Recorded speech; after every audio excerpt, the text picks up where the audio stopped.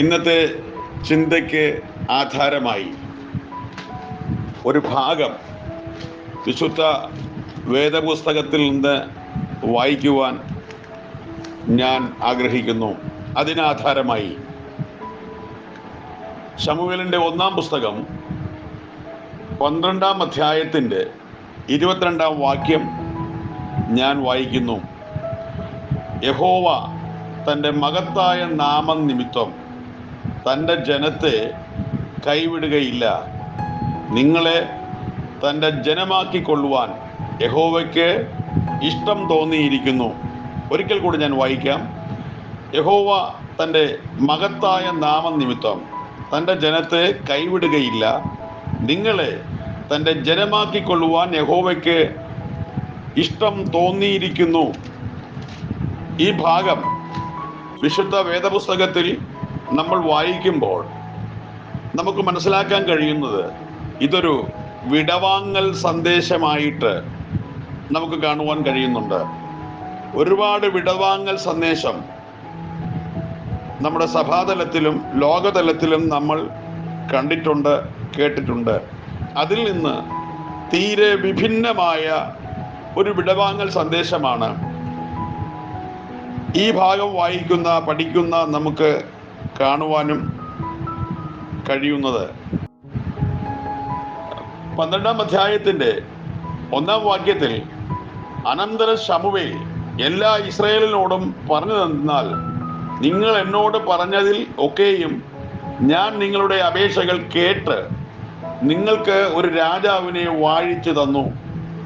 ഇപ്പോൾ രാജാവ് നിങ്ങളുടെ നായകനായിരിക്കുന്നു. ഞാനോ വൃദ്ധനും നരച്ചവനുമായി. എൻ്റെ മക്കൾ നിങ്ങളോട് കൂടെയുണ്ട്. എൻ്റെ ബാല്യം മുതൽ ഇന്നുവരെയും ഞാൻ നിങ്ങൾക്ക് നായകനായിരുന്നു. ഞാൻ ഇതാ ഇവിടെ നിൽക്കുന്നു. ഞാൻ ഒരുത്തൻ്റെ കാളയോ അപഹരിച്ചിട്ടുണ്ടോ? ഒരുത്തൻ്റെ കഴുതയെ അപഹരിച്ചിട്ടുണ്ടോ? ഞാൻ വല്ലവനെയും ചതിച്ചിട്ടുണ്ടോ? വല്ലവനെയും പീഡിപ്പിച്ചിട്ടുണ്ടോ? ഞാൻ വല്ലവൻ്റെയും കയ്യിൽ നിന്ന് കൈക്കൂലി വാങ്ങി എൻ്റെ കണ്ണ് കുരുടാക്കിയിട്ടുണ്ടോ? യഹോവയുടെയും അവൻ്റെ അഭിഷിക്തൻ്റെയും മുൻപാകെ എൻ്റെ നേരെ സാക്ഷീകരിപ്പീൻ, ഞാനത് മടക്കി തരാം. എത്ര സുന്ദരമായ ഒരു സാക്ഷ്യമാണ് ശമൂവേലിൽ നിന്ന്, ശമൂവേൽ പ്രവാചകനിൽ നിന്ന് നമുക്ക് കേൾക്കുവാൻ കഴിയുന്നത്. ദൈവത്തിൻ്റെ ജനമായ ഇസ്രയേലിൻ്റെ മുൻപിൽ നിന്നുകൊണ്ട് ശമൂവേൽ പ്രവാചകൻ ജനത്തോട് വിളിച്ചു പറയുന്ന ഒരു സന്ദേശമാണ്, ഒരു സാക്ഷ്യമാണ് നാം വായിച്ച് കേട്ടത്. ഇസ്രയേലിലെ 1-ാമത്തെ രാജാവായി ശൗലിനെ അഭിഷേകം ചെയ്തതിന് ശേഷം ശമൂവേൽ പിന്നെ ആ ഭാഗത്ത് നമ്മൾ കാണുവാൻ കഴിയുന്നുണ്ട്. ശൗലിൻ്റെ രീതികളൊക്കെ ദൈവം ആഗ്രഹിക്കുന്ന രീതിയിൽ ചെയ്തു തീർക്കുവാൻ കഴിയാതെ ശൗൽ പിന്നാക്കം പോയപ്പോൾ തൻ്റെ ജനമായ ഇസ്രയേലിനെ നടത്തുവാൻ ദൈവം വേറൊരാളെ തിരഞ്ഞെടുത്താക്കി എന്നത് നമ്മൾ മനസ്സിലാക്കുന്ന ഒരു കാര്യമാണ്. അങ്ങനെ ദൈവത്തിൻ്റെ ജനമായ ഇസ്രയേലിൻ്റെ മുൻപിൽ നിന്നുകൊണ്ട് താൻ വിടവാങ്ങൽ സന്ദേശം നടത്തിയെടുക്കുന്ന ഭാഗമാണ് ഞാൻ ചിന്തയ്ക്കായി വായിച്ചത്. യഹോവ തൻ്റെ മഹത്തായ നാമം നിമിത്തം തൻ്റെ ജനത്തെ കൈവിടുകയില്ല. അത് നാളിതുവരെ നമ്മൾ കേൾക്കുകയും കാണുകയും ചെയ്യുന്ന ഒരു കാര്യമാണല്ലോ. ദൈവത്തിൻ്റെ മഹത്തായ നാമം നിമിത്തം ദൈവത്തിൻ്റെ ജനത്തെ കൈവിടുകയില്ല. ഞാൻ നിന്നെ ഒരു നാളും ദൈവത്തിന് തൻ്റെ ജനത്തെ ഒരിക്കലും ഉപേക്ഷിക്കുവാൻ കഴിവുള്ളൊരു കാര്യമല്ല. കാര്യം തൻ്റെ സ്വന്തം സ്വരൂപത്തിലും സാദൃശ്യത്തിലും മനുഷ്യനെ സൃഷ്ടിച്ചാക്കി അവനോടൊപ്പം വസിക്കുവാനും അവനോടൊപ്പം കൂട്ടായ്മയ്ക്ക് നടത്തുന്നതിനും ഏദോം തോട്ടത്തിൽ ഇറങ്ങി വന്നപ്പോൾ മനുഷ്യൻ ദൈവത്തിൽ നിന്ന് അകന്നു മാറി അവൻ അവൻ്റെതായ വഴി തിരഞ്ഞെടുത്ത് മുൻപോട്ട് പോയിക്കൊണ്ടിരുന്നത് ഉൽപ്പത്തി പുസ്തകത്തിൽ നമുക്ക് കാണുവാൻ കഴിയുന്നുണ്ട്. പിന്നെ ദൈവത്താൽ സൃഷ്ടിക്കപ്പെട്ട മനുഷ്യന്റെ പുറകിൽ എപ്പോഴും ഉണ്ടായിരുന്നു. അതനുസരിച്ച് ദൈവം തൻ്റെ ജനത്തിന് ആവശ്യമായ സമയങ്ങളിൽ അതാത് സമയങ്ങളിൽ ആവശ്യമായതൊക്കെയും നൽകിക്കൊടുത്ത് ജനത്തെ മുൻപോട്ട് നയിക്കുന്നത് നമുക്ക് കാണുവാൻ കഴിയുന്നുണ്ട്. ദൈവത്തിന് മഹത്തായ ഒരു നാമമുണ്ട്.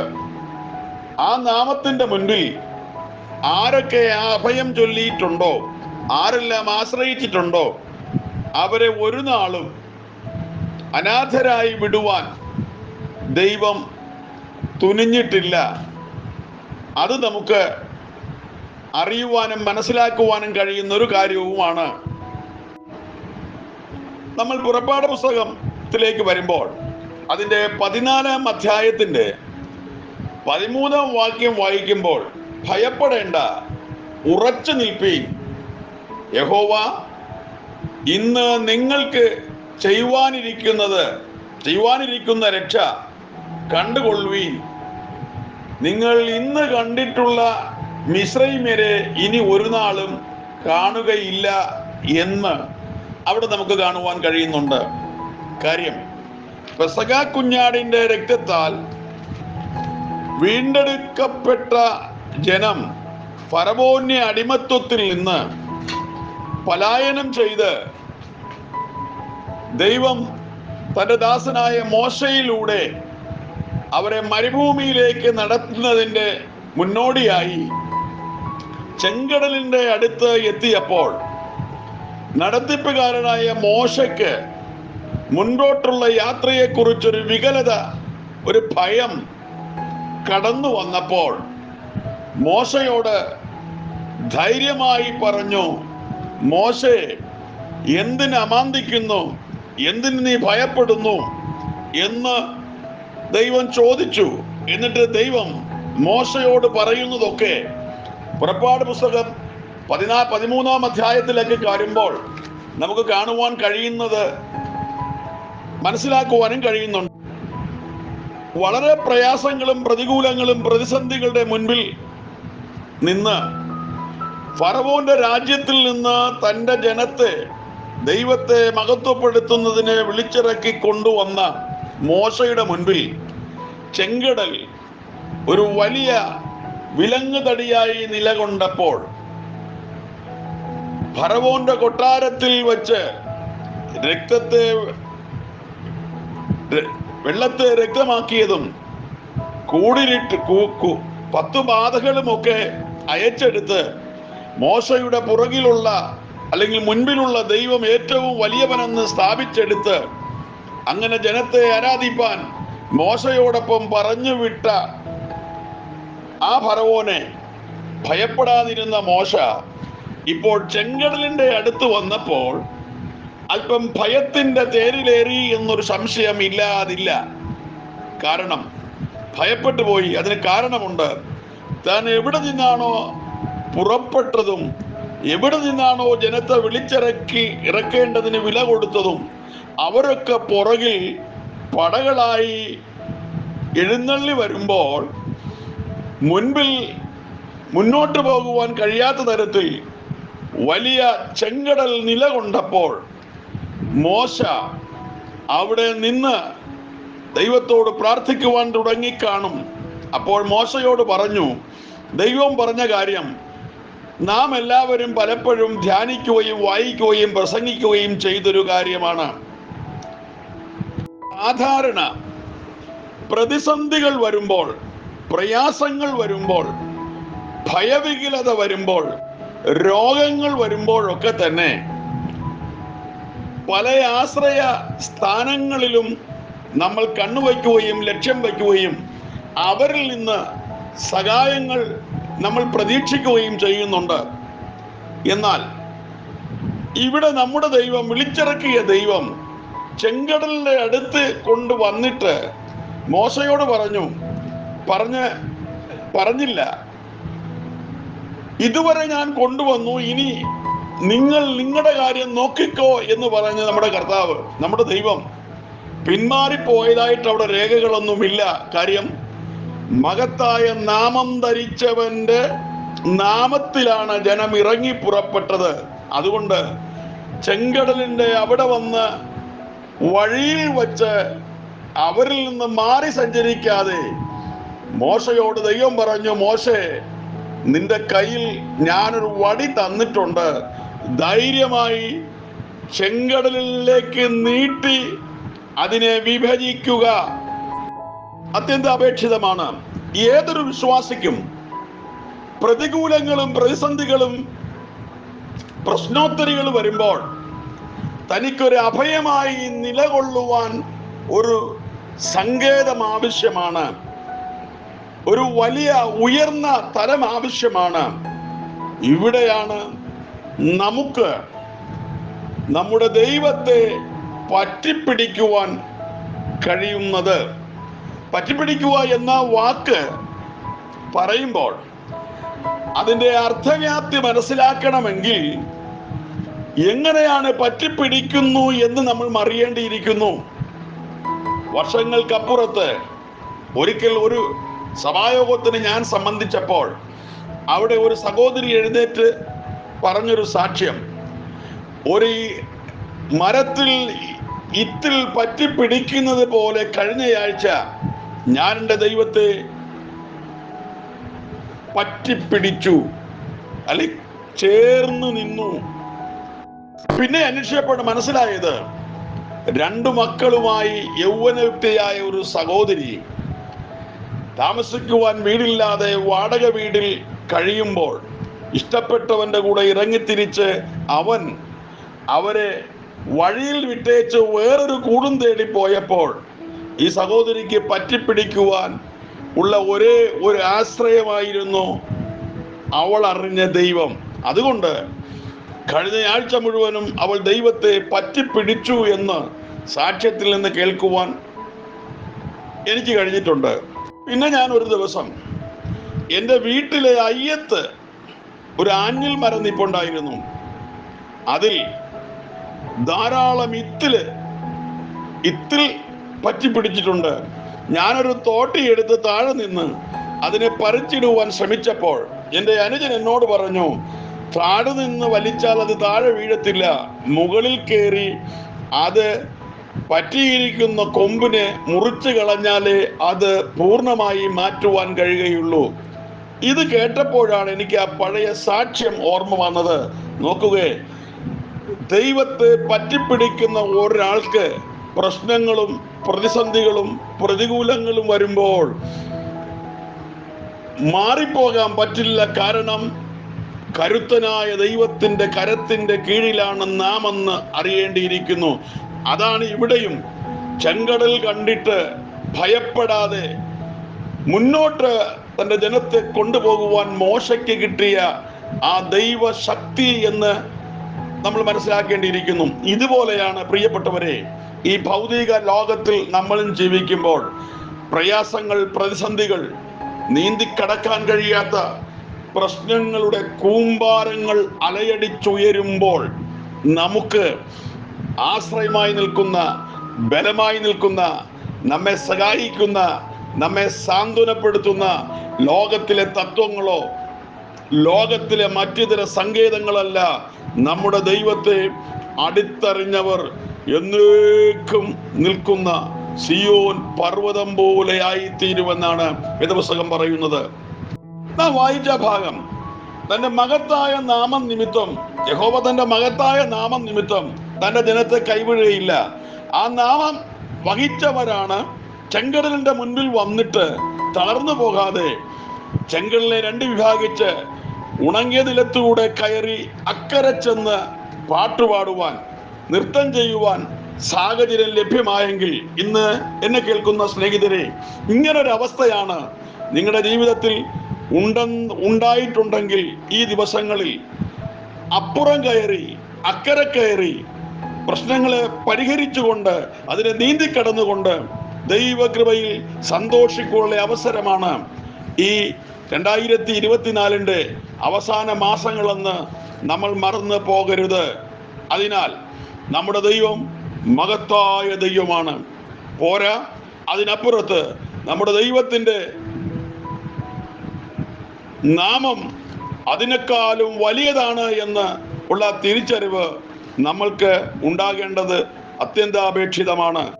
യോഹന്നാന്റെ സുവിശേഷം 13-ാം അധ്യായത്തിന്റെ 1-ാം വാക്യത്തിൽ ലോകത്തിൽ തനിക്കുള്ളവരെ സ്നേഹിച്ച പോലെ അവസാനത്തോളം അവരെ സ്നേഹിച്ചു എന്ന് നമുക്ക് കാണുവാൻ കഴിയുന്നുണ്ട്. അപ്പോൾ ദൈവം ലോക അവസാനത്തോളം നമ്മുടെ കൂടെ ഉണ്ട് എന്ന് അരുളി ചെയ്ത് നമ്മെ പറഞ്ഞു വിട്ടതാണ്.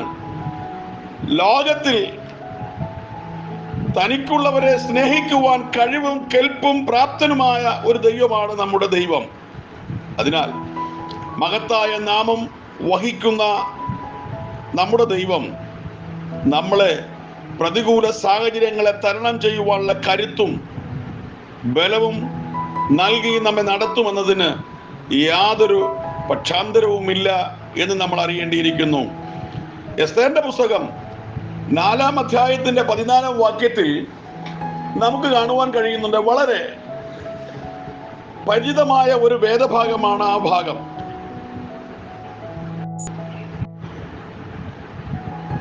നാലാം അധ്യായത്തിന്റെ അതിന്റെ 14-ാം വാക്യം, 13, 14 വാക്യങ്ങൾ ഞാൻ വായിക്കുന്നു. മൊർദെഖായി എസ്തേറിനോട് മറുപടി പറയുവാൻ കൽപ്പിച്ചത്, നീ രാജധാനിയിൽ ഇരിക്കുകയാൽ യഹൂദന്മാരിൽ വെച്ച് രക്ഷപ്പെട്ടുകൊള്ളുമെന്ന് നീ വിചാരിക്കേണ്ട. നീ ഈ സമയത്ത് മിണ്ടാതിരുന്നാൽ യഹൂദന്മാർക്ക് വേറൊരു സ്ഥലത്ത് നിന്ന് ഉദ്ധാരണവും രക്ഷയും ഉണ്ടാകുമെന്ന് എസ്തേറിനോട് വളർത്തപ്പനായ മൊർദെഖായി പറയുന്നു. സംഭവങ്ങൾ വിസ്തരിക്കാതെ തന്നെ നമുക്കറിയുവാൻ കഴിയുന്നുണ്ട്. കാരണം പ്രതികൂലമായ രേഖകൾ എഴുതി പ്രാർത്ഥിക്കുന്നവനെ തറപറ്റിക്കുവാൻ ശ്രമിച്ച ഹാമാന്യ കൂട്ടുകെട്ട് ഉണ്ടാക്കിയെടുത്തപ്പോൾ ദൈവത്തിൻ്റെ ജനത്തെ അല്ലെങ്കിൽ യഹൂദന്മാരെ തകർത്തു കളയുവാൻ ഉണ്ടാക്കിയ കൂട്ടുകെട്ടുകൾ പ്രകാരം രാജാവ് കൽപ്പന കൊടുക്കുമ്പോൾ ആ കൽപ്പനയെ ഇല്ലാതാക്കുന്നതിനു വേണ്ടി നേരത്തെ രാജകീയ കൊട്ടാരത്തിൽ രാജാവിന്റെ രാജ്ഞിയായി അഭിഷേകം തിരഞ്ഞെടുക്കപ്പെട്ട എസ്തേർ രാജ്ഞിയോട് മൊർദെഖായി പറയുന്ന കാര്യമാണ് ഇവിടെ നമ്മൾ വായിച്ച് കേട്ടത്. ഒരു പ്രതികൂലം വന്നപ്പോൾ രാജ്ഞി സ്ഥാനത്ത് നീ മിണ്ടാതിരുന്നാൽ ദൈവത്തിന്റെ ജനമായ യഹൂദന് വേറൊരു സ്ഥലത്ത് നിന്ന് രക്ഷ വരുമെന്ന് ഉറപ്പിച്ചു പറയുന്ന മൊർദെഖായി. എന്നാൽ പ്രിയപ്പെട്ടവരെ, ദൈവം നമ്മെ ആക്കുന്ന ഇടത്ത് ദൈവം ആഗ്രഹിക്കുന്നത് പോലെ നമ്മൾ നമ്മുടെ കൃത്യനിർവഹണം ചെയ്യേണ്ടതാണ് എന്ന് ഈ ഭാഗത്ത് നിന്ന് മനസ്സിലാക്കുവാൻ കഴിയുന്നുണ്ട്. ധാരാളം പ്രഭാഷണങ്ങളും ധാരാളം ഉണർവിന് ആസ്പദമായ ചിന്തകളുമൊക്കെ ഈ ഭാഗത്തു നിന്ന് ഉയർന്നു വന്നിട്ടുണ്ട്. അത് നമ്മൾ കേട്ടിട്ടുണ്ട്, ആത്മീക സന്തോഷമൊക്കെ അനുഭവിച്ചവരുമാണ്. എന്നാൽ ദൈവത്തിന്റെ മഹത്തായ നാമം നിമിത്തം ദൈവത്തിന്റെ ജനത്തെ ഒടുക്കിക്കളയുവാൻ, ദൈവത്തിൽ ആശ്രയിക്കുന്നവരെ തകർത്ത് കളയുവാൻ, ദൈവത്തിൽ നിന്ന് മാറ്റിക്കളയുവാൻ ആരെങ്കിലും ശ്രമിച്ചാൽ ദൈവത്തെ വിളിച്ചപേക്ഷിക്കുന്നവനെ ദൈവം ഒരു നാളും തള്ളിക്കളയുകയില്ല എന്നാണ് മൊർദെഖായി ഇതിൽ നിന്ന് കേൾക്കുവാൻ കഴിയുന്നത്. വേറൊരു സ്ഥലമുണ്ട് എസ്തേറെ, നീ മിണ്ടാതിരുന്നാലും പേടിക്കണ്ട. ഈ രാജാവിന് ഹാമാന്റെ കുതന്ത്രങ്ങൾ മൂലം മെനഞ്ഞെടുത്ത കുത്സിത പ്രവൃത്തിയുടെ പരിണിത ഫലം അനുഭവിക്കേണ്ടി വരില്ല എന്ന് വളരെ വ്യക്തമായിട്ട് എസ്തേറിനോട് പറയുന്ന മൊർദെഖായിയാണ് അവിടെ നമുക്ക് കാണുവാൻ കഴിയുന്നത്. സങ്കീർത്തനം 62:1 നമുക്ക് കാണുവാൻ കഴിയുന്നുണ്ട്, എൻ്റെ ഉള്ളം ദൈവത്തെ നോക്കി മൗനമായിരിക്കും, എന്റെ രക്ഷ അവങ്കൽ നിന്ന് വരുന്നു. നോക്കിയേ, എന്റെ ഉള്ളം ദൈവത്തെ നോക്കി മൗനമായിരിക്കും, എന്റെ രക്ഷ അവങ്കൽ നിന്ന് വരുന്നു. ഒരു പ്രയാസത്തിന്റെ മധ്യത്തിൽ ദൈവത്തെ നോക്കി പ്രാർത്ഥിക്കുന്നവർക്ക് വേണ്ടി ദൈവം ചില പദ്ധതികൾ ഒരുക്കി വച്ചിട്ടുണ്ട്. അതൊരു കണ്ണ് കണ്ടിട്ടില്ല, ഒരു ചെവി കേട്ടിട്ടില്ല, ആരുടെയും ഹൃദയത്തിൽ സംഗ്രഹിച്ചിട്ടുമില്ല. പക്ഷേ ആ പ്രതിസന്ധിയുടെ മധ്യത്തിൽ പ്രതിസന്ധി നമ്മൾ തരണം ചെയ്യുമ്പോഴാണ് ചില ആളുകൾ നമ്മളോട് ചോദിക്കുന്നത് ഇവരെങ്ങനെ ഇത് സാധിച്ചെടുത്തു എന്ന് ചോദിക്കുമ്പോൾ കഴിഞ്ഞ കാലങ്ങളിൽ ഭക്തന്മാരൊക്കെ പറയുന്നത് അതെന്റെ ദൈവത്താൽ തന്നെ എന്ന് പറയുവാൻ നമുക്ക് കഴിയണം. സങ്കീർത്തനങ്ങൾ 29:11 യഹോവ തൻ്റെ ജനത്തിന് ശക്തി നൽകും, യഹോവ തൻ്റെ ജനത്തിന് സമാധാനം നൽകി അനുഗ്രഹിക്കും, എൻ്റെ രക്ഷ അവങ്കലാകുന്നു. ഒരു ഭക്തന്റെ നിശ്ചയദാർഢ്യം ഇതാണ്. കാര്യം, മഹത്തായ നാമം നിമിത്തം തൻ്റെ ജനത്തെ കൈവിടാത്ത ഒരു ദൈവം. ദൈവത്തെ നോക്കി മൗനമായിരുന്നാലും രക്ഷകൻ നമ്മെ കൈവിടില്ല, ഉപേക്ഷിക്കുകയില്ല. കാര്യം, നമ്മൾ ലോകത്തിലുള്ളവരാണ്, ലോകത്തിലുള്ളവരെ സ്നേഹിക്കുവാനാണ് നമ്മുടെ വാഴ്ത്തപ്പെട്ട മിശിഹ ജഡാവതാരം എടുത്തത്. അതുകൊണ്ട് അവസാനത്തോളം അവൻ നമ്മെ രക്ഷിക്കുവാൻ പ്രാപ്തനും ശക്തനുമാണ് എന്ന് നാം മറന്നു പോകരുത്.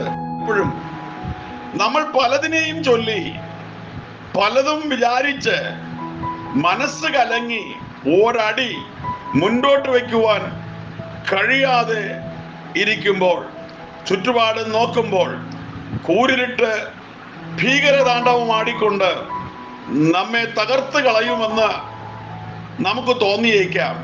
പക്ഷേ നമ്മുടെ ദൈവം ആരാണെന്നുള്ള തിരിച്ചറിവ് നമുക്കുണ്ടായേ പറ്റൂ. കാര്യം, ദൈവത്തിന് ഒരു വലിയ മഹത്വമുണ്ട്, ഒരു വലിയ നാമമുണ്ട്. സകല ഭൂസിമവാസികളെയും അറിയുന്നവനും ഉള്ളംകൈയിൽ വരച്ചിരിക്കുന്നവനും ഇരിക്കുന്നതും എഴുന്നേൽക്കുന്നതും കിടക്കുന്നതും ദൂരത്ത് നിന്ന് ഗ്രഹിക്കുവാൻ കഴിവുള്ള പ്രാപ്തനായ ഒരു ദൈവമാണ് നമ്മുടെ ദൈവം.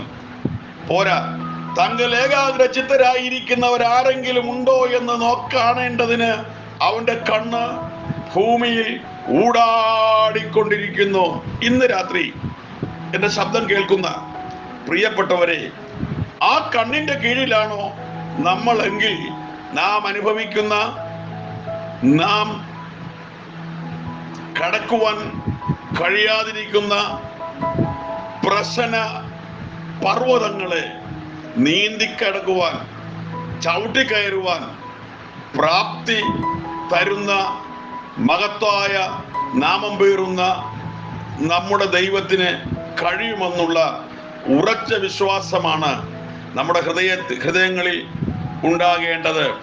യഹോവ തൻ്റെ ജനത്തിന് ശക്തി നൽകും, യഹോവ തൻ്റെ ജനത്തിന് സമാധാനം നൽകി അനുഗ്രഹിക്കും. യഹോവയിൽ നിന്നാണ് നമുക്ക് രക്ഷ വരുന്നു എന്നും തിരിച്ചറിയേണ്ടിയിരിക്കുന്നു. റോമാലേഖനം 13-ാം അധ്യായത്തിന്റെ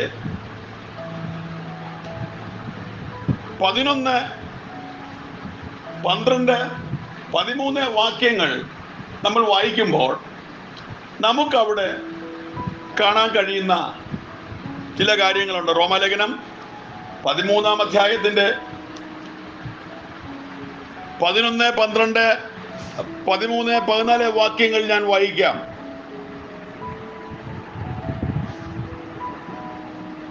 ഇത് ചെയ്യേണ്ടത് ഉറക്കത്തിൽ നിന്ന് ഉണരുവാൻ നാഴിക വന്നിരിക്കുന്നു എന്നിങ്ങനെ നിങ്ങൾ സമയത്തെ അറിയാൽ തന്നെ നാം വിശ്വസിച്ച സമയത്തേക്കാൾ രക്ഷ ഇപ്പോൾ നമുക്ക് അധികം അടുത്തിരിക്കുന്നു. നോക്കാം, നാം വിശ്വസിച്ച സമയത്തേക്കാൾ രക്ഷ ഏറ്റവും അടുത്തിരിക്കുന്നു. രാത്രി കഴിവാറായി, പകൽ അടുത്തിരിക്കുന്നു. അതുകൊണ്ട് നാം ഇരുട്ടിന്റെ പ്രവൃത്തികളെ വെച്ച് കളഞ്ഞ് വെളിച്ചത്തിന്റെ ആയുധവർഗം ധരിച്ചു കൊള്ളുക. പകൽ സമയത്ത് എന്ന പോലെ നാം മര്യാദയായി നടക്കുക. വെറിക്കൂത്തുകളിലും മദ്യപാനങ്ങളിലും ശയനമോഹങ്ങളിലും ദുഷ്കാമങ്ങളിലുമല്ല, ശയനമോഹങ്ങളിലും ദുഷ്കാമങ്ങളല്ല, പിണക്കത്തിലും അസൂയയിലുമല്ല, കർത്താവായ യേശുക്രിസ്തുവിനെ തന്നെ ധരിച്ചു കൊള്ളുവീൻ. മോഹങ്ങൾ ജനിക്കുമാറ് ജഡത്തിനായി ചിന്തിക്കരുത്. നോക്കുക, രക്ഷ ഇപ്പോൾ വിശ്വസിച്ച സമയത്തേക്കാൾ അടുത്തിരിക്കുമ്പോൾ ആ രക്ഷ നൽകിയ ആ രക്ഷകന്റെ പ്രത്യക്ഷതയ്ക്കായി നാം കാത്തിരിക്കേണ്ടത് അത്യന്താപേക്ഷിതമാണ്. ആ രക്ഷകന്റെ പ്രത്യക്ഷതയ്ക്ക് വേണ്ടി കാത്തിരിക്കേണ്ട നമ്മൾ ആവശ്യം പാലിക്കേണ്ട ചില കാര്യങ്ങളാണ്. റോമാലേഖനം 13-ാം അധ്യായത്തിന്റെ 13-ാം വാക്യത്തിൽ, പകൽ സമയത്ത് എന്ന പോലെ നാം മര്യാദയായി നടക്ക, വെറിക്കൂത്തുകളിലും മദ്യപാനങ്ങളിലുമല്ല, ശയനമോഹങ്ങളിലും ദുഷ്കാമങ്ങളിലുമല്ല, പിണക്കത്തിലും അസൂയയിലുമല്ല, കർത്താവായ യേശുക്രിസ്തുവിനെ തന്നെ ധരിച്ചു കൊള്ളുവീൻ. നോക്കുകേ, തന്റെ നാമം നിമിത്തം തന്റെ ജനത്തെ കൈവിടുകയില്ല എന്ന് ശമൂവേൽ പ്രവാചകൻ വിളിച്ചു പറയുമ്പോൾ, തന്റെ ജനം ആവശ്യമായി ചെയ്യേണ്ടതും അവർ മുറുകെ പിടിക്കേണ്ടതുമായ കാര്യമാണ് പൗലൂസ് റോമയിലെ വിശ്വാസികളോട് പറയുന്നത്. നമ്മൾ വിശ്വസിച്ചേക്കാളും രക്ഷ ഏറ്റവും ഇപ്പോൾ അടുത്തിരിക്കുന്നു. എല്ലാവർക്കും രക്ഷ വേണം. ശിക്ഷയുള്ളത് കൊണ്ട് രക്ഷ വേണം. രക്ഷപ്പെടുവാൻ നമ്മൾ മാർഗങ്ങളൊക്കെ അന്വേഷിക്കുന്നുണ്ട്. എന്തു മാർഗം അന്വേഷിച്ചാലും നമ്മളെ രക്ഷിച്ച ആ രക്ഷകന്റെ പാതാരവിന്ദങ്ങളിൽ നിന്ന് മാറിപ്പോകാതെ അവനെ പ്രസാദിപ്പിച്ചുകൊണ്ട് മുൻപോട്ട് പോകുന്നതാണ് നമ്മുടെ ജീവിതത്തിൽ അത്യന്താപേക്ഷിതമായ ഒരു ഘടകം. രക്ഷ ഇപ്പോൾ ഏറ്റവും അടുത്തിരിക്കുമ്പോൾ നമ്മുടെ കർത്താവിൻ്റെ മേഘപ്രത്യക്ഷതയാണ് ഉദ്ദേശിക്കുന്നത്. ഒന്നുകൂടെ നോക്കാം. മഹത്തായ നാമം ധരിച്ചിട്ടുള്ള ദൈവം തൻ്റെ മഹത്തായ നാമം ധരിക്കുന്നത് ഇപ്പോൾ ആരാ എന്ന് ചോദിച്ചാൽ ഇപ്പോൾ സഭയാണ്. കർത്താവിൻ്റെ മണവാട്ടിയാകുന്ന സഭയാണ് ദൈവത്തിൻ്റെ മഹത്തായ നാമം ധരിച്ചിരിക്കുന്നത്. ഒരു പ്രത്യേക ദൗത്യത്തിന് വേണ്ടി വിളിച്ച് വേർതിരിക്കപ്പെട്ടവരുടെ കൂട്ടമായ ദൈവത്തിൻ്റെ സഭയാണ് ഇപ്പോൾ ദൈവത്തിൻ്റെ മഹത്തായ നാമം ധരിച്ചിരിക്കുന്നത്. ആ സഭയുടെ ഓരോ അംഗങ്ങളുമാണ് നാം. അതുകൊണ്ടാണ് റോമാലേഖനം പറയുന്നു, നിങ്ങൾ രാത്രി കഴിവാറായി, പകലേറ്റവും അടുത്തിരിക്കുന്നു. അതുകൊണ്ട് വിശ്വസിച്ച നാളിനേക്കാൾ രക്ഷ ഇപ്പോൾ ഏറ്റവും അടുത്തിരിക്കുന്നു എന്ന് നമ്മൾ അറിയേണ്ടിയിരിക്കുന്നു. എബ്രായലേഖനം 9-ാം അധ്യായത്തിന്റെ 18-ാം വാക്യം വായിക്കുമ്പോൾ നമുക്ക് 18-ാം വാക്യം വായിക്കുമ്പോൾ നമുക്ക് മനസ്സിലാക്കാൻ കഴിയുന്നത്, എബ്രായലേഖനം 9-ാം അധ്യായത്തിന്റെ 18-ാം വാക്യം 28-ാം വാക്യം, ക്രിസ്തു അങ്ങനെ തന്നെ അനേകരുടെ പാപങ്ങളെ ചുമക്കുവാൻ ഒരിക്കൽ അർപ്പിക്കപ്പെട്ടു, തനിക്കായി കാത്തിരിക്കുന്നവരുടെ രക്ഷയ്ക്കായി അവൻ പാപം കൂടാതെ രണ്ടാമതും പ്രത്യക്ഷനാകും.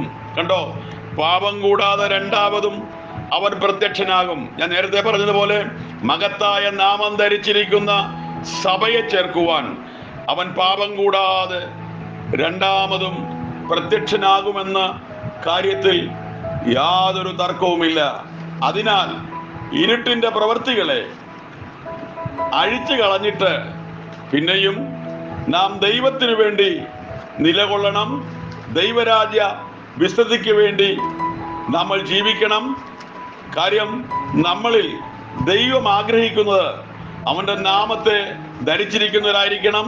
അവൻ്റെ നാമത്തിന് വേണ്ടി നിലകൊള്ളുന്നവരായിരിക്കണം എന്നുള്ള ഉത്തമ ബോധ്യം നമുക്ക് ഉണ്ടാകേണ്ടത് അത്യന്താപേക്ഷിതമാണ് എന്ന കാര്യത്തിൽ യാതൊരു തർക്കവുമില്ല.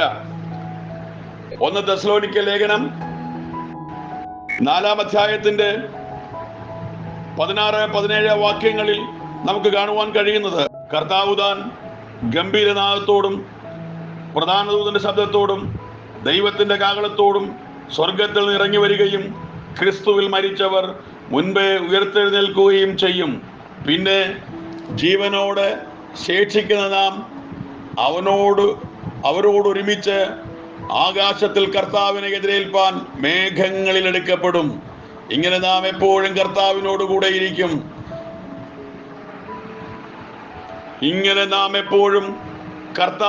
ഇരിക്കും.